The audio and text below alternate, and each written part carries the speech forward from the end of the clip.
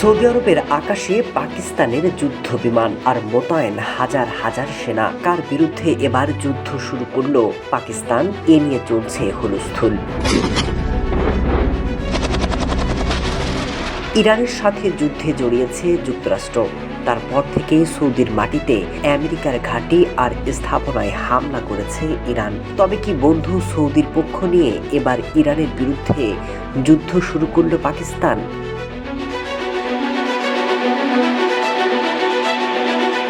কয়েকদিন আগেই পাকিস্তান এবং সৌদির একটি প্রতিরক্ষা চুক্তি হয়েছে।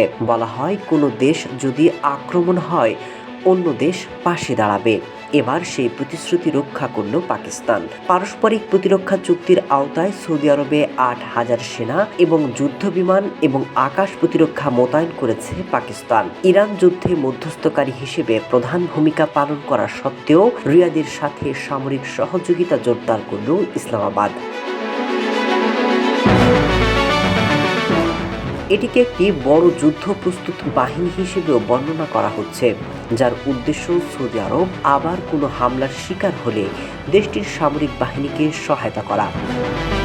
প্রতিরক্ষামন্ত্রী খাজা আসিফ এর আগে আভাস দিয়েছে, এই চুক্তির ফলে সৌদি আরব পাকিস্তানের পারমাণবিক সুরক্ষার আওতায় এসেছে।